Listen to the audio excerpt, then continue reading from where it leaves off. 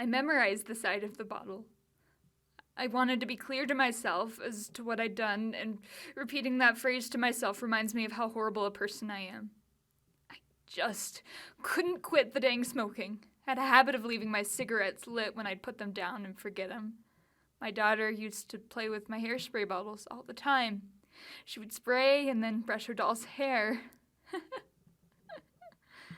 So cute she was.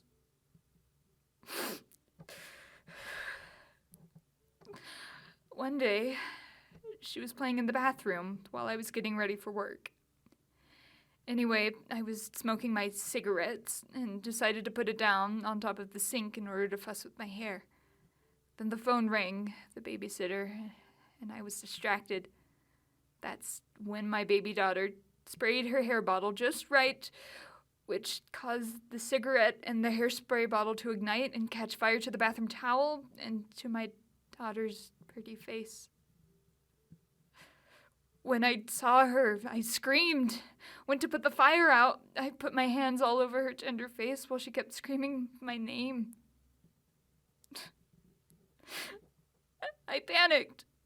I pulled her out of the bathroom, then back in the bathroom. I dunked her head into the toilet to put out the flames. She was coughing, and the rest is history. My daughter is blind because of me, because I smoked cigarettes, because I was stupid. Now my baby daughter is going to be blind for the rest of her life, and I did that. I took those beautiful blue eyes she had and singed them forever.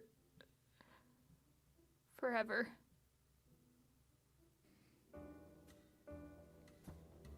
I don't like you. I don't like you because I'm prejudiced. I admit it freely. I don't want you dating my daughter because of your economic status and because you are in the arts. I admit you have some charm, but charm does not give you financial success. You will starve, and I don't want to see my daughter struggle. She is in the arts too, and one of you needs to have a real job. It should be you. You are the man. You should support her dreams if you really love her. But it all doesn't matter. I don't think you're the right fit. You say you love her now, but it won't help you. We're upper class. We expect our daughter to be with someone upper class. We do not go backwards in this family. So there you have it. Make your arrangements. You are to break things off with my daughter and find yourself another woman to love. It isn't so difficult. I've been with my husband for 30 years, and not one day goes by where I don't find myself wondering what could have been with another man, a man I loved. The trick is to simply place your mind on the idea of love and allow it to exist for someone else. You see? So there, life will be better for my daughter knowing she is cared for properly by someone else. For good measure. There, take it. It's yours. All of it. Make no mention of it. The contents inside this envelope should suffice. Take it. Good. I would say by the end of this week, get your affairs in order and part ways with my daughter. There. Now that's settled. Enjoy the rest of your stay with us. Dessert will be served shortly. You know, I don't even care that you call me a failure. It was what was behind it that hurt me most. The way it sounded when it came out of your mouth. There was so much heat inside of that word, so much potency. It went right through my veins. I felt it all. It sizzled its way through me as if I was set on top of an erupting volcano, and it stayed with me all these years. It's kept with me because I learned to like it. I enjoy the burn. I've grown accustomed to it.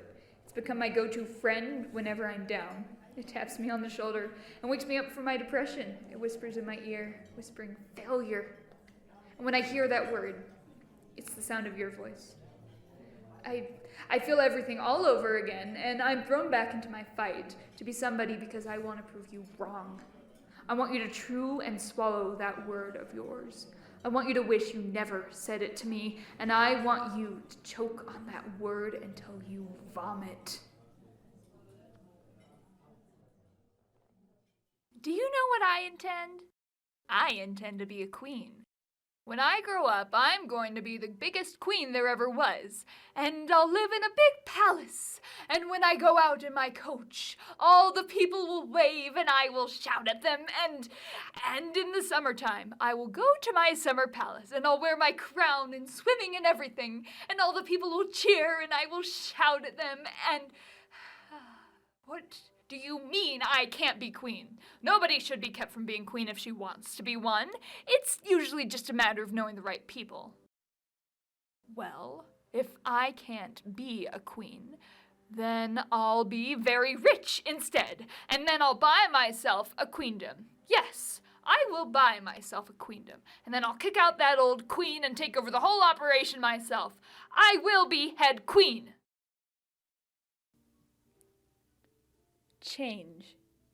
You're leaving because of change? Gosh, you won't find change wherever you go, Chris.